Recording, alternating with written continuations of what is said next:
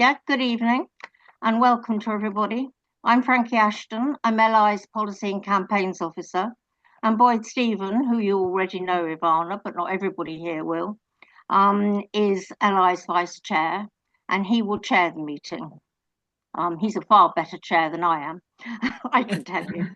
So we're delighted and honoured that Ivana Bacik has agreed to address LI tonight. And the times, they are indeed a-changing, and Ivana is very much part of that change. Labour's landslide election victory returned many MPs, but it was spread across a great many seats, some won by the slenderest, others vastly reduced majorities.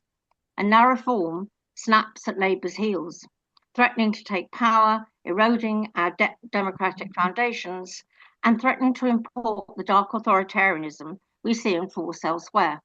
And being in regular contact with people in Minneapolis at the moment, it isn't good, and we'd like to avoid it.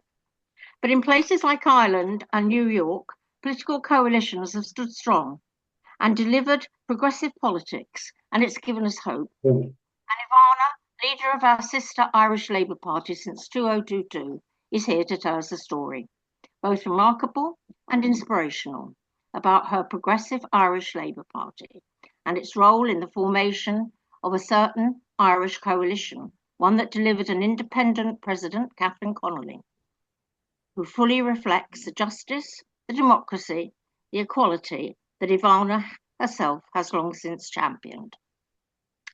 That is all I have to say, and I hand over to Ivana. Thank you. Well, Gura Mahagut, Frankie, thank you in Irish. It's great to be here, and that was a very kind and lovely introduction. And thanks to Boyd, Stephen, for inviting me to speak with you all. It's a pleasure. And that was, as I say, a lovely introduction. I suppose I'm conscious, many of you may not know a great deal about Irish politics, and Frankie has given you a lovely overview, but I just might say a little bit more about my own background and about the Irish Labour Party, and then just a little bit about the presidential campaign, and then throw it open for questions. I was saying to Boyd, we'll keep it very informal, and I won't talk for too long initially, not least because I have to save my voice for shouting questions at the Taoiseach, our Prime Minister, in the morning. So in Ireland, we've been a republic for a long time now. We succeeded in winning independence in 1922 from Britain, and we then went through a number of different changes. We were an Irish Free State initially, became a republic actually in 1948, but in 1937. So this is rather complex. And I should say I'm a lawyer by training, and practiced as a barrister for many years in England and Ireland actually. So. But just to be as brief and simple as possible. So we have a constitution from 1937, and and since 1937 we've had a range of heads of state. The constitution provides for a bicameral parliament, much like the British Parliament, except that our Dáil, or lower house, which is like your House of Commons, is directly elected by constituencies, but we have multi-seat constituencies, and our voting is not first past the post. It is PRSTV, proportional representation, single transferable vote, which is an infinitely preferable form of voting. And I would be delighted to answer any questions you have on it. It's definitely more complicated, and counts here take a long time, or can take a long time, especially if they're tight. And as Frankie said, some of our Labour seats were very tight margins. But it's very different therefore, because I am a TD, a Teachta Dála, which is the Irish for MP, Member of Parliament, for Dublin Bay South, which is the constituency in which Boyd studies. Trinity College Dublin is located in Dublin Bay South. It's the South City of those of you who know Dublin. It's the South City Central constituency. But I'm one of four members of Parliament for this constituency. So in the election, the last election, which was November of last year, November of 24, voters in my constituency would have voted 1, 2, 3, 4, and on down the list. There were about 17 candidates, and those of us who were elected were not necessarily the people with the top four numbers of first preference votes, because of course you can leapfrog with transfers. So there's a very complex but absolutely fascinating system of voting, PRSTV. Anyway, so that's the Dáil. 174 TDs representing geographic constituencies across the 26 counties of the Republic of Ireland. And then we also have an upper house, a Seanad or Senate, which is 60 seats. And the senators are elected on vocational panels and elected indirectly. In other words, elected by county councillors and city councillors around the country, so by local government.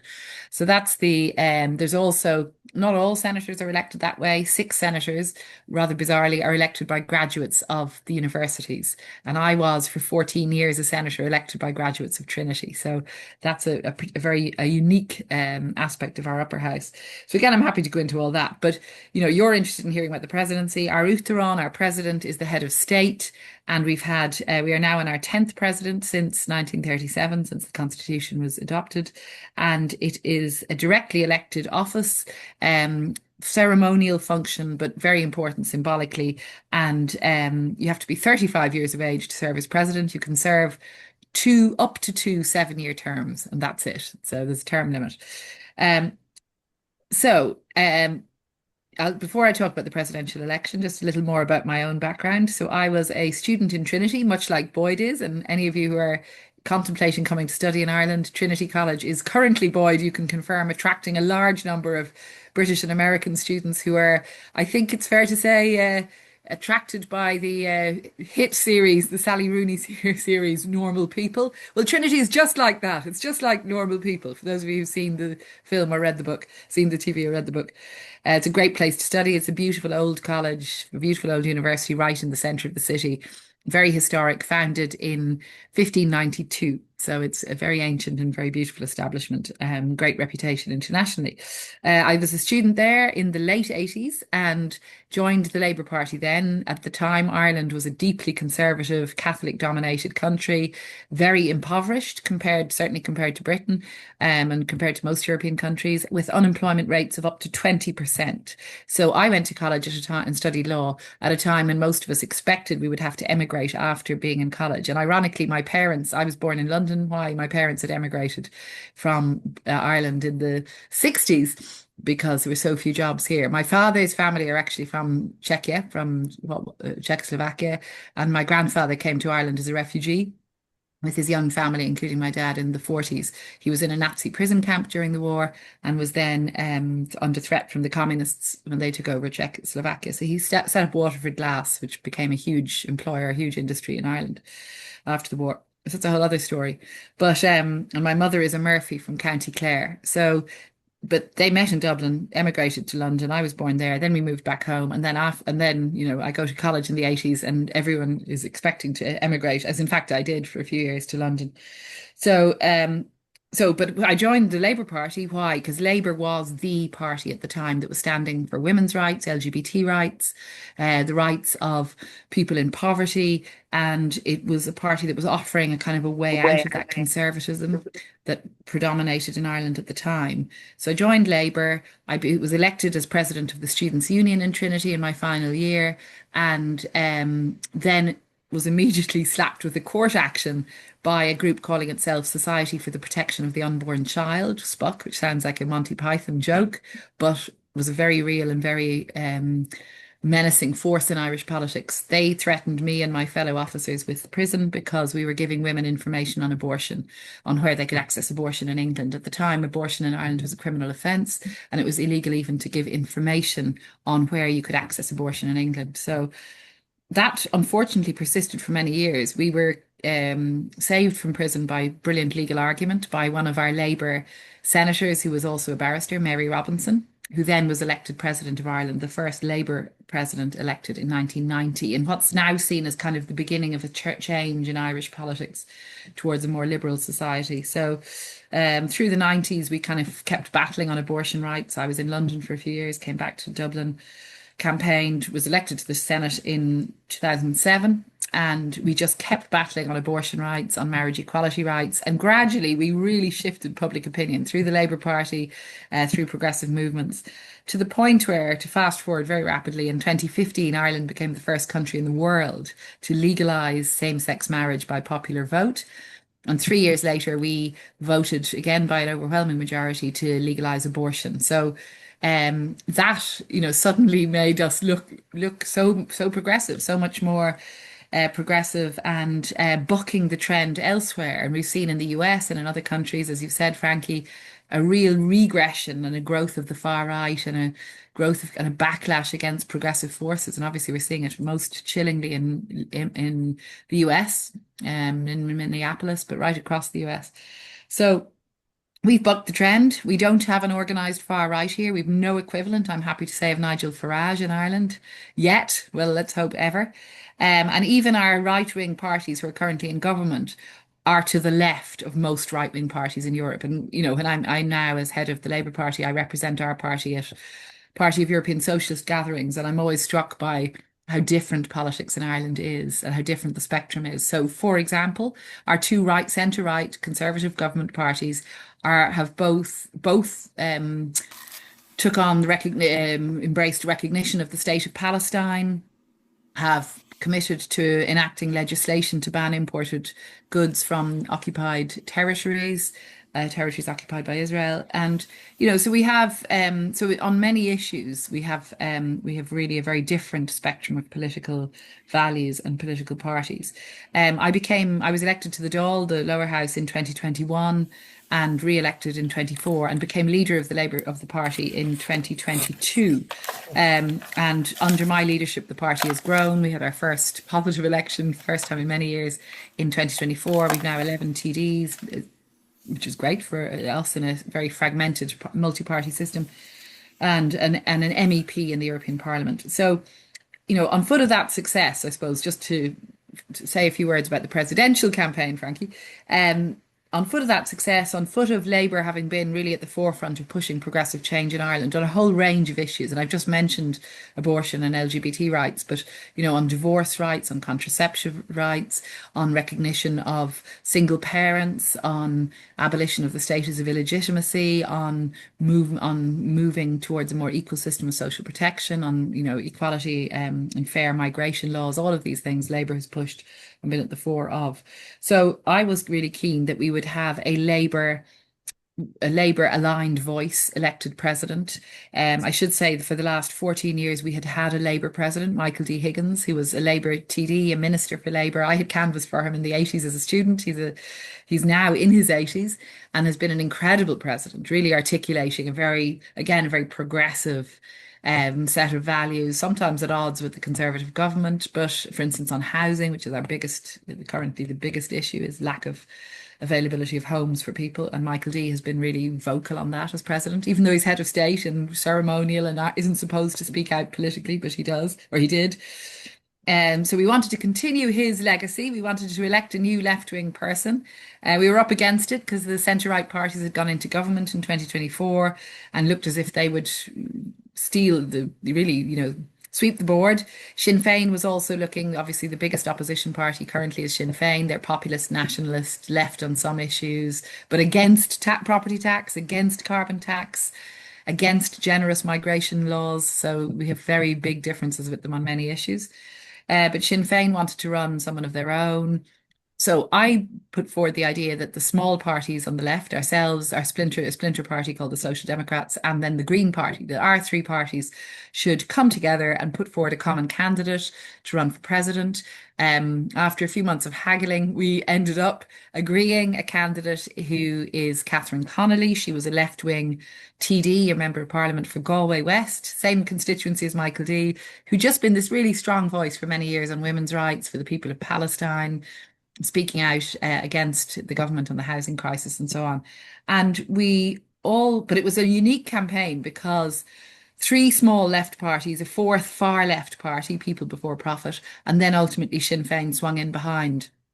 Over a period of months last summer, we created this really exciting movement, a cross-party left progressive movement, including Sinn Féin. As I said, we don't really consider them left, but certainly, on this, they came in behind Catherine Connolly and, of course, brought a lot of resources in. Catherine herself is a very soft-spoken, but just very articulate, very passionate person, and she just gradually just wore people down. There was a lot of skepticism about her campaign initially, including from some in the Labour Party. And but I could see that she had the capacity to win, and she won big. She won an overwhelming landslide result in November. Was elected 10th president, or Uachtaráin na hÉireann, and is really just being a fantastic president ever since. And it was a real win for the left. So we are facing into our next set of elections, probably not until 2029. So it gives us time to build across the left, build on that cooperation and that unity that we had, and and work together to show the Irish people it's an alternative to centre-right governments. And I suppose where would it make a big difference? I've said the centre-right government are strangely progressive in some things. Well, in particular in the role of the state. So it comes down to the economy, and it comes down to state investment in housing, the state delivering and building homes, the state delivering a national health service, which we don't have, by the way, state delivering state-funded childcare. So all of those things, that's what would make the difference for a left-led government. So we're looking to build towards that in 2029. And I suppose to keep building on the momentum we saw with the Catherine Connolly campaign. So that's probably enough for me to say, Frankie, but I'm delighted to answer any questions. And of course, I should finish by saying I have an enduring fascination with British politics, having lived in London in the 90s, having voted in the infamous 1992 election that was supposed to be a landslide win for Neil Kinnock, remember him? And yeah. And I remember at the time, and actually I told this joke, I go to British Labour conferences most years, didn't go last year, but I have gone most years, and I do a speech at the Labour Irish event. And I told the joke that having lived in London in the 90s and voted in 92 in the British election then, and been devastated, as we all were, by it was extraordinary to see the Tories winning through that election when it was so widely tipped that Kinnock would win. But anyway, the conventional wisdom at the time was that voting Tory was like masturbation. Nobody was talking about it, but everyone was doing it. And that's why the polls have been so misleading, Everybody said they would vote Labour and then they didn't. And it was very distressing to be living in London at the time. But anyway, so I've an enduring fascination with British politics since, and delighted to see a Labour government now at last, with Keir Starmer, who I've met several times and have huge respect for, albeit many differences, particularly on Palestine, but maybe we won't go there. Okay, No. Thanks, Frankie. Happy to take any questions. Thank you very much indeed, Ivana. You've been as open and accessible as the people in your office, who are exceedingly kind and helpful when I spoke to both of them. Well, I spoke to two of them anyway. And it's been a pleasure to listen to you. You've given us a wonderful overview of your party and your past and the coalition in which we were so interested.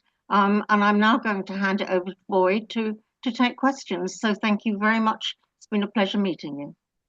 Thank you, Frankie, and thank you, Ivana, for giving us this overview. It was really great to hear from you. I'm sure that everyone here would agree.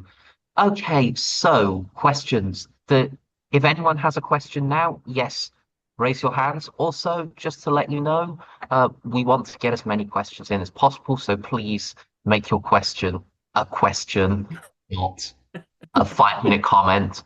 And I'll also be turning to Richard, who will be keeping an eye on the chat. So if you want to write a question, go ahead. But Richard. Okay, thank you very much.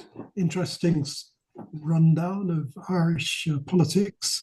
I have a bit of a relationship with Ireland because I worked there during the Celtic Tiger years. And there are a few issues that I noticed, and obviously I've kept in touch with lots of people in Ireland since. One of the things was, first of all, you've explained all the business of moving to a more open society and so on, so I'm not going to go there. But one of the things that was happening during the 90s was that it was noticeable for the first time in some Irish cities and towns and villages, there were black faces appearing. And this seemed to be quite a shock to the Irish system. As well as, particularly in Dublin, there were East Europeans arriving, Asians who'd probably been there longer, and quite a bit of homelessness during the 90s, which was noticeable. And I don't know whether that affected people's views one way or the other, or the electorate in Ireland's views one way or the other. Most of the people I knew were younger, and seem to be more open to change. So the questions I have, there are a couple of questions, I'm sorry to stack them up. One is about the subject that nobody in the UK will talk about, which is Northern Ireland. Is the Labour Party in Ireland's policy to recover the 6 counties? Do you have to do that with cooperation from Sinn Féin? And will it happen, is my first question. And the second question really is to do with Ireland's involvement in the European kind of mission, because Ireland, although it's a member of the European Union, it's not in NATO, and I suspect, and obviously it's a neutral country, and I suspect, therefore, that all the discussions there have been recently in Europe about having a European military response may or may not have. I haven't been aware of what's happening in Ireland, so perhaps you could cover that. Thank you. Yeah, sure. Thanks, Richard. Great questions. And in my whistle-stop overview, of course, I omitted large tracts of important developments in recent Irish history. And you're quite right to say, of course, the Celtic Tiger era and the booming economy that we saw developing in the 90s. And I moved back from London in 93 when this was beginning, and you could already, as you say, see the beginnings of a more diverse population, people beginning to migrate into Ireland. I mean, we'd been traditionally for many decades a nation of immigrants to the US, to Australia, to Britain. But in the 90s, that began to change, and the Celtic Tiger years. And if anyone doesn't know, this was the booming economy, a great deal of foreign direct investment, US multinationals, building bases in Ireland, and a lot of people moving to Ireland. And as you say, a lot of Eastern Europeans, particularly as the EU expanded, and Polish and Lithuanian and Latvian, we've big communities from all those countries, began to move to Ireland to help build the houses that people needed. There was a housing boom and a construction boom. At the height, we were building 60, 70,000 homes a year. It's phenomenal. Government now struggle to build 30,000 homes a year. So the Celtic Tiger, undoubtedly, and the economic boom and the beginnings of net migration inwards was certainly the big factor in making us a more liberal, progressive country and diminishing the influence of the Catholic Church. That, coupled with a whole series of terrible revelations in the 90s and noughties about sexual abuse of children within the Catholic Church, within church-run institutions here. So it was complex, but there was a whole range of factors. But undoubtedly, it was the economic boom. Of course, then the crash hit us very hard. 809, we were in a troika program. We were bankrupted as a country. And Labour went into government in 2011 as part of a government to try and recover economic sovereignty, which we did. But unfortunately, in the process between 2011 to 16, there were measures implemented, often referred to as sort of austerity measures. And that's one of the reasons why when Labour was voted out, we lost. We went into government in 2011 with 37 seats, our record high for us. Came out in 2016 and 30 Labour TDs out of 37 lost their seats. So it was, the electorate was very clear on their view, but we had recovered economic sovereignty, and we began to see prosperity re-emerge and jobs. In fact, the jobs, now at very low unemployment rates. So the economy has recovered amazingly from the crash. But anyway, that's all of that. On Northern Ireland specifically, it's a passion of mine is to ensure that Labour are prominent in the debate. We're coming close to the 30th anniversary of the Good Friday Agreement in 2028. And I've clearly outlined our policy, which is we're James Connolly-out Republicans. We want to see Ireland united again, 32 county republic, but we want to deliver a 32 county socialist or social democratic republic. So it's not a sort of nationalism for its own sake. It's trying to ensure we have a more equal society, north and south. So we work closely with our sister party in the north, which is the SDLP, the party of John Hume. I think most people here on the call will be familiar with the SDLP, which is now led by a fantastic woman, a great friend of mine and comrade, Claire Hanna, who's an MP, of course. SDLP have 2 MPs in Westminster, you'll be aware, Claire Hanna and Colm Eastwood. She's Belfast, he's Derry. He's the former leader, and they vote with the Labour Party pretty much all the time. They don't take the whip officially from Labour, but they are consistently voting with Labour. The Sinn Féin, of course, is the bigger party, the bigger of the, and you know, in the North, following Good Friday Agreement, parties have to identify on one side or the other of the divide. So Sinn Féin are the bigger party on the Republican stroke nationalist side, and they don't take their seats at Westminster. They have been really a big, obviously very much to the fore in pushing for United Ireland, for unification referendum. But we have been too, and I've been making sure that Labour are a strong voice on that. I actually, have spoken at a lot of events on it, made it a big plank of my leader speech last November, calling on the Taoiseach here to start making the preparatory steps towards the holding of a unity referendum. You may or may not be aware that under the Good Friday Agreement, the prerogative to call a referendum on unification lies with the British Secretary of State for Northern Ireland. So my good friend Hilary Benn actually holds that role currently. He's made clear he doesn't anticipate holding that referendum. I know one of the other ways we diverge from you as our sister party is that you are a unionist party, as Hilary likes to say, and we are a Republican party when we look at Ireland and Irish unity. So it's not that we anticipate the Labour government will necessarily move to holding a referendum, although the Good Friday Agreement says the Secretary of State should do so if it appears to them that there would be a majority in favour of it. So it's a consent. Consent is the absolute, central premise of the Good Friday Agreement. And so, Hilary Benn says he doesn't believe that the conditions are right, but we're saying in the Republic that there should be moves towards the holding of a unity referendum. And I suppose that the thing I would say, and it's not something that enough people are talking about here or in Britain, which is that, but I've met with senior Downing Street people who are very aware about this, that there's a real concern that a future government, dare I say it, a Reform UK government, would mischievously hold a unity referendum, looking to effectively just say we don't care about the north of Ireland. We don't care whether whether people there vote for unity or not.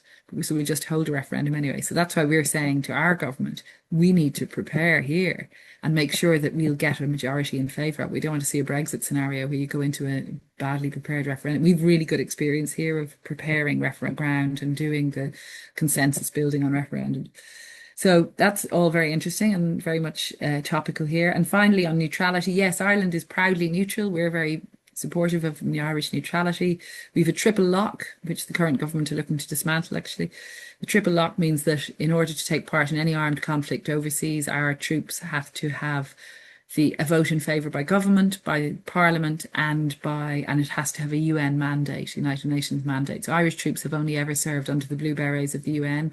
And all the opposition, ourselves, Sinn Féin, the other parties, all want to retain that. But the two Conservative parties are currently moving towards trying to abandon or wanting to abandon that third strand, that UN mandate. So there's a bit of a battle going on at the moment on that. We're not the only neutral state in the EU. Of course, Austria and Malta are also neutral. There were more non-aligned states, but of course, with Russia's full-scale invasion of Ukraine 4 years ago, Finland and Sweden joined NATO then. So, but we're still not the only state that's not in NATO.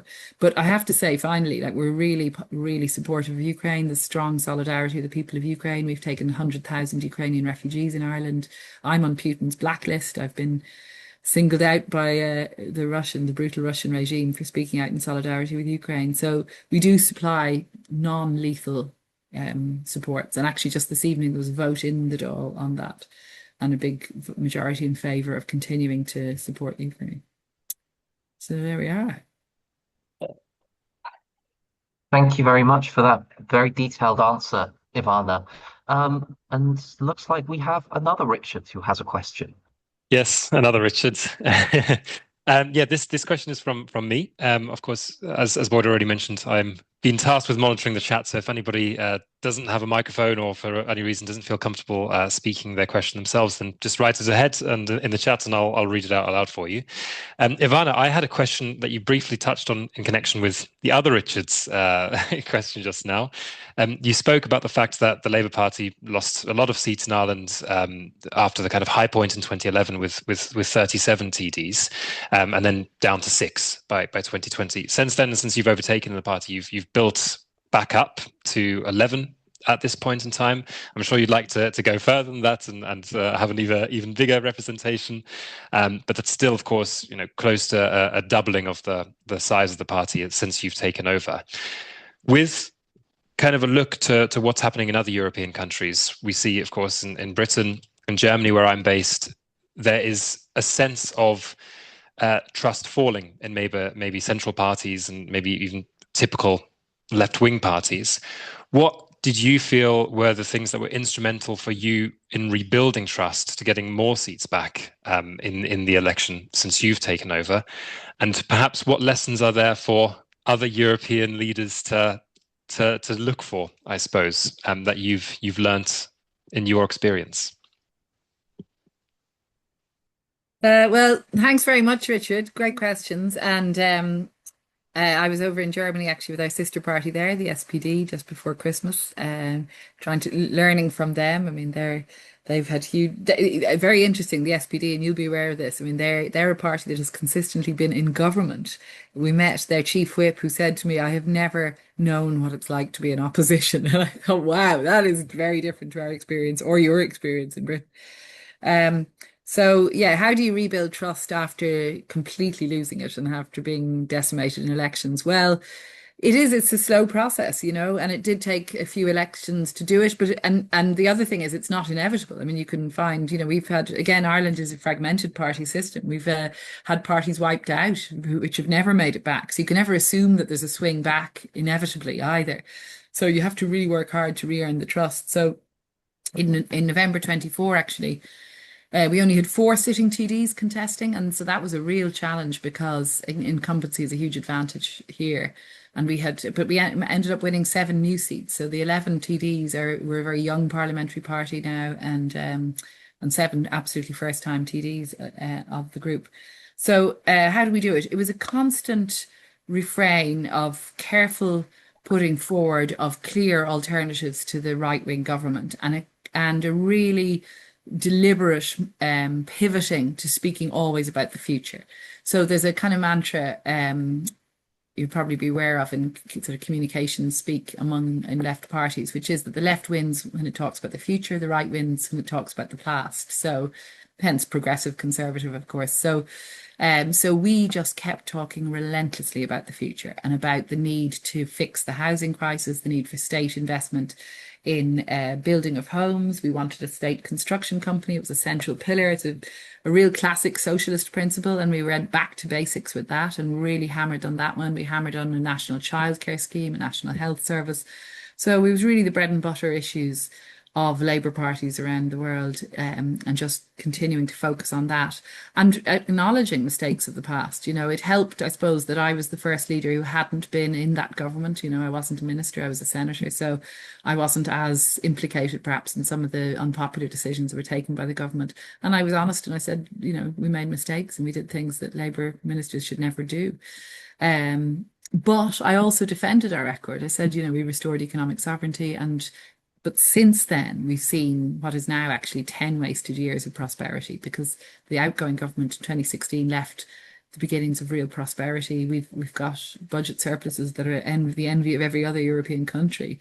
Now, one of the things that I've been saying is, the government is over-reliant on foreign direct investment, US multinationals. Here's a little statistic, a nugget for you that I've been using a lot lately, which is that last year, 75% of our corporate tax take, 75%, 3/4 was paid by 10 big American companies. So if one of them pulls out of Ireland, if Trump's tariffs or Trump's threats work, we are hugely exposed, and more than any other European country. Where are those American companies concentrated? Again, it's what economists call concentration risk, because they're very concentrated in a very small range of sectors. So tech, obviously, we have Google, we have Amazon, we have all the big techs here, and biopharm, medtech, and pharmaceuticals. So they're very concentrated sectors. So that's a concern, obviously, for everybody.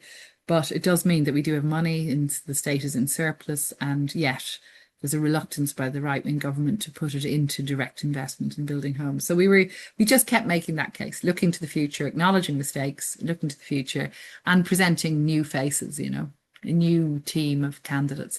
We have actually this year we're facing two elections, by-elections. One is as a result of Catherine Connolly's win. So there's a by-election in Galway West, and last night I was in Galway with our candidate there, and really, you should all, if you're interested, as I know you all are, you should watch it, because the Galway election is going to be really exciting. Helen Ogbu is outstanding. She's our candidate. She's a councillor elected for the first time in 2024 to the Galway City Council. Any of you know Galway, beautiful city on the west coast, and Helen is the first woman of colour to hold a council seat there. When elected to the Dáil, because we're really excited about her prospects, when elected, she would be the first woman of colour in the Irish Parliament. So she's Nigerian origin, came to Ireland as a refugee. Her husband was assassinated for political activity in Nigeria, and she's built an incredible base through community activism, voluntary work, foster parents. She's just one of these amazing people. So that'll be a really exciting campaign.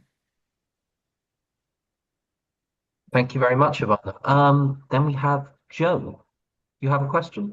Yes, thank you. And thank you for really inspirational opening remarks. So my name's Joe Perry. I'm based in Switzerland. I wondered, you talked a bit about your electoral system, and I can't help but be frustrated by the Westminster opposition to PR. I just wondered, as a Labour Party, what kind of tips you would give us to getting the party to see sense on the benefits of PR at Westminster.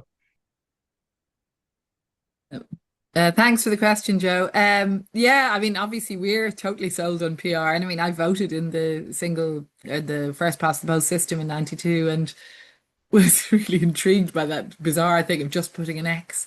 Like here you can spend 20 minutes agonizing over the order of your preferences. If you've 20 or 27 candidates in your ballot paper and you've 4 seats, well, you can imagine it can take you a long time to decide who do you dislike, who is the person you really do not want to see elected, and you leave them completely off and give everyone else the transfers all the way down.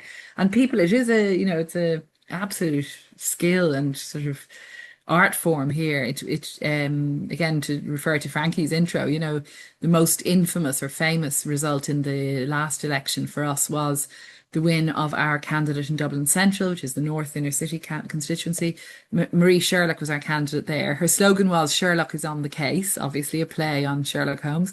But ironically, the 4-seater, 3 seats filled, battle for the 4th seat, front runner with the most first preferences, a convicted criminal called Jerry Hutch, aka the Monk, gangland crime. And Hutch got way more first preferences than Marie. What happened? Hutch he had his base that had voted for him. Nobody transferred to him. All the transfers from all the candidates who were being eliminated one by one, in that rather brutal way we have, the Green Party, all their number 2s went to Marie. The right-wing party, all their number 2s went to Marie. Centre-left, and gradually we saw Marie coming up. And the Saturday night we thought, there's no way she's going to be elected. Sunday morning, we're like, there's a hope. Sunday afternoon, she wins the seat. It was formidable. And we were like, Sherlock has caught the criminal. So that's the beauty of the PRSTV system, is it's really reflective of preference to a much more nuanced degree. How do you make the case, though? I don't know. It's not in the interest of Labour or the Tories, obviously. If you want to keep that domination of 2 big parties, you keep first past the post. So I could understand why. I was active in British Labour for a few years when I was living there, and I could understand why they didn't want to move to PRSTV, even when I used to say, gosh, it's a much better system. But I could really see why to keep the power. It's very hard to see how they'd move off that. Obviously, I mean, things are changing, and the polls are suggesting Reform UK are bigger, but who's going to be pushing the change? I think that, again, Joe, just to come back to that, like, who's going to drive that change? No party with a big vote share will. And so the way it's doomed to fail, or doomed never to happen. Sorry to be not so positive about it. Thanks. Thank you, Ivana. Just an offhand remark. If it looks this bad close to the election, then maybe it'll be within our interest to actually advocate that change. But that's beside the point. Mike Mitchell has posted a question in the chat. Richard, would you like to read it out for us? Yeah, I don't mind. You can also do it, Boyd, but yeah, go ahead. So Mike asks, what is motivating the anti-immigrant campaigns? I am of Irish ancestry and always been welcoming. How are the immigrants adjusting to life in Ireland? Well, thanks to Mike for that question. There's a lot in that, and it's and I said earlier, we're lucky or fortunate that there's no organised far right in Ireland. No, nothing of equivalent of Reform UK or the Front National or anything like that. But it's true to say there is an unfortunate and quite ugly strand of anti-immigrant feeling that's crept into political discourse here. It manifested in the most obscene way in the riots in Dublin that made international news in November 23. That was sort of disorganized. A lot of that was kind of opportunistic, but it was very nasty. The far right didn't make any breakthrough in the local elections in June 2024, which followed those riots. I mean, there was a prediction that there would be a lot of far right candidates elected. I think there were two on Dublin City Council, but they've been very actually haven't made any breakthrough, and no far right anti-migrant candidate, explicit anti-migrant candidate elected to the Dáil. So that was very positive. But there is this really awful strand of anti-migrant feeling that we've seen erupting in protests against what we call IPAS centres, which is international protection, where asylum seekers are housed. So there's been a lot of protests against those. There's been arson attacks. So we've seen sort of stuff that you've seen as well.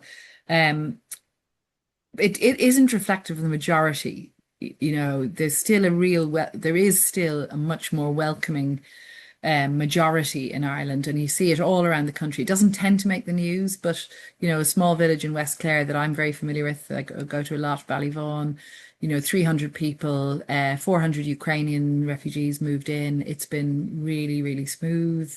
The school has expanded. The community, there's a community gain program, so that there's funding provided for new sports facilities for villages and communities that take in a lot of refugees. And there's been great integration there. So that's much more representative.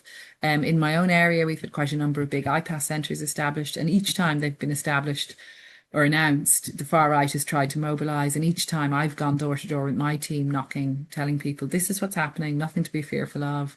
And then we organise welcome meetings. We've had 6 of them so far, where we invite members of the local community to come, bring baked goods, we make teas and coffees, and everybody gets to meet and mingle. And we have stickers, and it's been amazing to see how that breaks down barriers. And we've seen off the far right across the constituency. It's been really successful as an initiative. We call it the postcode is Dublin 6 or Dublin 4, so we call it D6 for all, D4 for all, D8 for all, and these are groups that are able to kind of counter the narrative. But they're still very ugly in some areas, especially in more disadvantaged areas. You have Irish flags flying, tricolours flying, the same way you're seeing the Union Jacks being used and weaponized in England. So yeah, so it's an ongoing fight. We're fortunate, as I said, that there's no big Farage figure. There's no electoral success. There hasn't been electoral success. They're very fragmented. There's about 5 or 6 different far right, tiny parties that have never made any breakthrough. But it's certainly something to be wary of. So we're all very vigilant about it. Shall I continue on from that, Boyd, because we've got one extra question here from Jan in the chat, which I think is continuing on that. And actually, I had a similar question myself, which I think is a nice extension to what you've just mentioned there, Ivana. I'll try to combine the two. So maybe quickly to give a bit of background as well. My family also comes from Ireland. My mum grew up in Limerick, and to be honest, the stories that she tells me of her growing up there in the 70s are completely different to what my experience is when I now visit them. For me, it seems like a very modern country. For me, she tells me the stories of the nuns that used to come into her school, and it's a completely different world, to my ears at least. I think one of the things that you've spoken about already is the fact that there's been so much economic growth in Ireland over the last 50 years. One of the reasons for this being multinationals. Of course, you mentioned the statistic with the 75% of corporation tax take coming from a very small handful of these big international companies, which have their European headquarters or even global headquarters in Ireland. Also, anecdotally, what I noticed speaking to friends who maybe have lived in Dublin in the past is that it's an extremely expensive place to live. And I compare that to Limerick, and I see it's actually fairly cheap compared to maybe some other major cities. Or Limerick maybe isn't a major city, and in the same kind of league, but nevertheless, there's a clear concentration of wealth, I suppose you could say, where these multinationals are. On the one side, what that's led to is pretty impressive economic growth statistics for Ireland, and even continuing into the last decade, which hasn't really been seen in other European countries, at least not in Western Europe. And what I'm wondering about is firstly, do you think that plays a role in the fact that there hasn't been a development of the extreme right in Ireland in the same way as other Western European countries, the fact that Ireland has been able to maintain growth, albeit through this asymmetrical method of fairly low corporation tax and attracting multinationals through that way. And secondly, then to just add Jan's question onto that, what other thoughts do you have on why the far right maybe hasn't emerged? And Jan asks, is it because there is less external disinformation or fake news than in the rest of Europe? So I'll leave it over to you on that, Ivana. I hope that's concise. There. Thanks, Richard. Good, really interesting questions, and interested to hear about your Limerick background. Yeah, Limerick in the 70s. I mean, I grew up actually in Cork, and then we moved to Dublin when I was a teenager. But and so Cork or Limerick in the 70s would have been very, very different to the very modern cities you see now. Obviously, Ireland's entry into the EEC, as it was then in 1973, was obviously a huge turning point. We were the recipients for many years of structural funds. I remember in college, people getting EU structural funding to go into college. You know, so it really did have a huge impact on bringing up prosperity and job development and so on. Yeah, there is definitely, I mean, you're right to raise the cost of living, however. So, you know, not only is housing a huge issue because there just aren't enough homes for people, a huge waiting list, 5,000 children in emergency accommodation, I mean, shocking figures. And then this very small number of homes being built. As I said, you know, the height of the Celtic Tiger, we were building at scale, you know, and it was private sector builds, I mean, but it was building. And now the government are reluctant to invest in public sector delivery, and we're just building only a fraction. So, and the cost of living is a huge issue. Yeah, there is a two-tier economy in jobs because the multinationals pay big salaries, employ high-skilled, often migrant workers because, you know, there just simply aren't enough skilled workers here. But then we also obviously have a big workforce who are working in our healthcare sectors, our care sector, hospitality, construction, who are earning much lower wages, who are also migrant workers. So there's a real two-tier system, and people on the higher salaries driving up house prices, all of that. So those are the kind of the problems, you know. Some of them are problems of success, there's no doubt, because we, you know, we're in, as I said, we're fortunate to be in growth and to have a very booming jobs market still. But how you tackle that, I mean, what we say is, you know, the state, that's where the state comes in, that uses the levers of the state to remedy that and to create a more equal playing field. I mean, there's some things we've really pushed, which are, we call them like Part 8, where it's housing legislation that requires private development to provide a certain proportion of homes in any new development for social and affordable use, in other words, for the local authorities to take. So that's been successful. It's a big complex in my constituency, the biggest housing development of the country underway at the moment, 3,500 homes, mostly apartments. Of those, 900 will be social and affordable. So that's massive. That's out in Ringsend on the east of the constituency, right up on the bay. So, but it's been taking us years to get to the point where people are finally moving into these new homes. So it's very slow, and you know that's why we say we need a left-led government to really provide the state push, the state investment that will push things on housing and tackling cost of living crisis, because housing is the big driver of cost of living. You know, housing costs are so high. Average rent's €2,000 a month. Massive cost. Even in Limerick, you know, rents are going up right up as well. We've a great our housing spokesperson is our new TD for Limerick, Conor Sheehan. Next time you're home, you should check him out. He's only 30. He's a real rising star, very talented, very bright and funny. Thank you, Ivana. And yes, as someone who lives in Ireland, I can confirm housing is not great at the moment. Frankie, you seem to have a question. I do. Is that all right? Yeah, of course, go ahead. It could be one of your last. I have a reputation for that sort of thing. I'm sorry. Um, as you might be able to tell, many of us are very interested to learn how you've avoided being overtaken by the far right tide. Our next election, I'm not going to be surprised if Le Pen takes control in France, where I live. But I'm going to buck the trend and ask about economics a bit. And I'd like to know what moves, if any, are there to counterbalance this seeming economic dominance of a small number of centralized economic interests. You talked about your tax base and your being dominated by a small number of companies.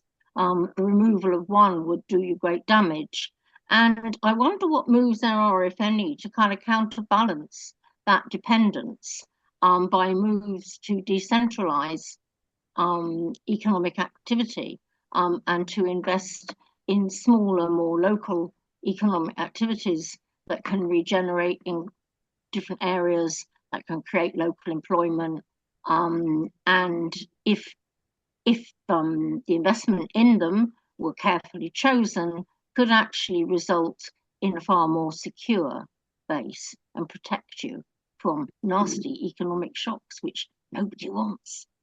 Thank you. Thanks, Frankie. And I commiserate with you in France. It does look pretty bad at the moment and it's very sad to see the Parti Socialiste so decimated. They don't seem to be coming back. I mean, I meet their representatives at European meetings, but they're always very dejected. You know, Macron really stole their lunch completely, and now it looks like Le Pen, as you say, is making a comeback. So it's very worrying. On diversifying the economy, I mean that's a huge issue, you know, and with the Trump tariff threat, it's become much more pressing. So the government will say they're doing a lot on this. We say they're not doing enough. So there's that's the language. There is a very active state body called Enterprise Ireland, which does, to be fair, does really nurture local talent. There's local enterprise boards that will work with really small startups around the country and will give seed funding and, you know, showcase them. And we have a big active trade missions abroad. Like it's a huge amount of work every year around Patrick's Day. We send, you know, the government sends, pretty much every government minister goes abroad with trade missions to try and, you know, aggressively develop markets. The Taoiseach is just back from China, where he was trying to grow Irish exports there. So they are, to be fair, I mean, they are working on that as well. But we just say, again, not enough state investment, not enough commitment to it, and still far too beholden to the big tech giants and the pharmaceutical giants, you know. But it's an ongoing conversation here.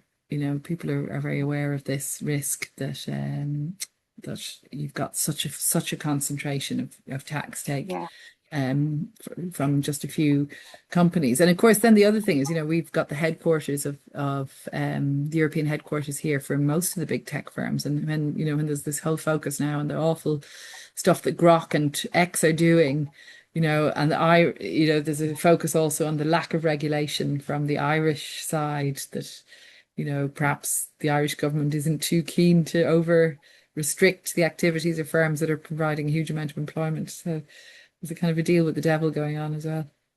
Well, thank you. I don't envy you being under the shadow of the small number of great companies, any more than you envy me being under the shadow of little. So we can commiserate with each other. Yeah, well, look, I mean, on the other hand, I mean, Thursday night I'll be at Google's headquarters here doing a community event they do a lot of community investment. They run a big program for women community leaders.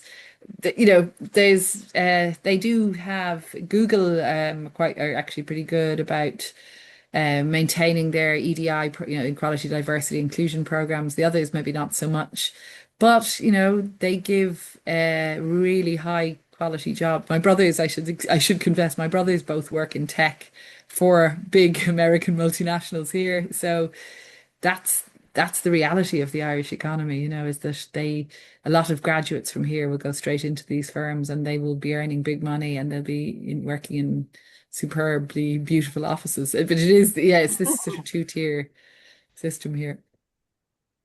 Yeah, unlike my son who works in his home as the director of a very small, very well-connected IT firm. Yeah. You can have both ends of the spectrum. I'm going to shut up now and hand back to Boyd. Yes, thank you, Frankie, and thank you, Ivana. Okay, I am conscious of the time. I know that you, Ivana, will be busy very soon. So I'm gonna check if anyone wants to ask one last final question. Richard, go ahead. Yeah, I'm going to ask a completely offbeat question, but as a constitutional lawyer background, I thought you might know the answer. I don't think many people in either the Republic of Ireland or in the United Kingdom know that Ireland was a member of the Commonwealth, I think, until 1948, when it changed to the Republic. And I must admit, I made myself very unpopular when I was working in Ireland by saying to people, why don't you rejoin the Commonwealth? And you'll be pleased to hear that I also make myself very unpopular in the United States by asking the same question, which is slightly easier in the United States because they don't seem to be mind being called an ex-colony. If you call the Republic of Ireland an ex-colony, it makes you even less popular. But it was something that I did sort of ask, and people, as I say, one of the things I found out was that not many people understood that Ireland was originally in the Commonwealth, and no doubt that was a hangover from the treaty. But it was interesting that when the Queen went to visit Dublin, how popular she seemed to be. And therefore, I would have thought the issue would have at least been discussed at that time. And I believe it was. I was looking at the Irish newspapers at the time, and I think it was discussed. I don't know whether you have a view on, first of all, the Irish electorate's view of it, and secondly, the constitutional view of it. Thank you. Oh, I do, Richard. I have very strong views on it. I'd be utterly opposed to Ireland rejoining the Commonwealth, and the vast majority of Irish citizens would be too. Very proud to be a republic with an elected head of state.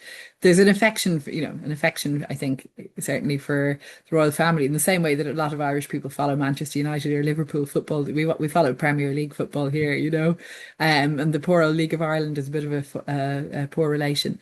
But yeah, I did say earlier, there's this complexity around the origin of the state and the declaration of being a republic. So in 1921, Anglo-Irish Treaty was the treaty that brought about the partition of the island. 1922, the Irish Free State emerges with its own constitution, but a member of the Commonwealth. 1930, and an abstentionist opposition party that opposed the treaty, a civil war. I mean, all of that, very brutal history. Culminating ultimately in Fianna Fáil emerging, which was the anti-treaty party, eventually deciding to take up their seats in the Dáil, but resisting and being against the concept of a free state in the Commonwealth. And that was why Eamon de Valera then, who was leader of Fianna Fáil and Taoiseach in the 30s, drew up the constitution, our constitution, Bunreacht na hÉireann, which was passed by a relatively slim majority in 1937. And doesn't say the status of the state. I've written quite a lot on this, actually. I'm fascinated by this, but it doesn't. So our constitution does not say republic anywhere in it, but it's the constitution of a republic in all but name. But De Valera couldn't declare the state to be a republic in 1937, and it took a Cumann na Gael, what became Fine Gael, which was the pro-treaty government, a subsequent pro-treaty government, stole a march on Fianna Fáil in 1948 when the then Taoiseach was in Canada. He said, we're passing an act and we're declaring ourselves a republic. And so there's a 1948 Republic of Ireland Act, and it's only then Ireland formally left the Commonwealth. But from 1937, we'd an elected head of state. So it's as with a lot of countries emerging from post-colonial status. It was complicated. But certainly I don't think there would be any appetite for rejoining the Commonwealth. It was raised, I do remember that, when the Queen was over, but and I refused to meet her, actually. I'm very anti-royalist. But yeah, there was some debate, but it wasn't really serious. No, there'd be no appetite for it here at all. You know, it's just so long in the past, and we've now had such a strong culture of electing a president, and such popular presidents: Mary Robinson, Mary McAleese, Michael D. Higgins, now Catherine Connolly. So, there's no real reality to it. I'm conscious, actually, somebody else asked a question, Boyd, just to finish, about fake news, and is that one reason there hasn't been a far right in Ireland, because there's less proliferation of fake news? We have the fake news issue too, though. Here it's very much a problem. And again, because we have the headquarters of a lot of the tech firms and social media giants, it's all the more concerning that we can't seem to regulate adequately. We've just introduced a bill here for Labour to try and tackle that a little bit more. But there is also very high very high readership of newspapers here. I think some data I saw suggests we're one of the countries in the EU with the strongest attachment to conventional media. So I think that probably maybe counters the fake news narrative maybe more than in other countries. But I would never be complacent, I suppose. That's the final thing. I was at an event recently I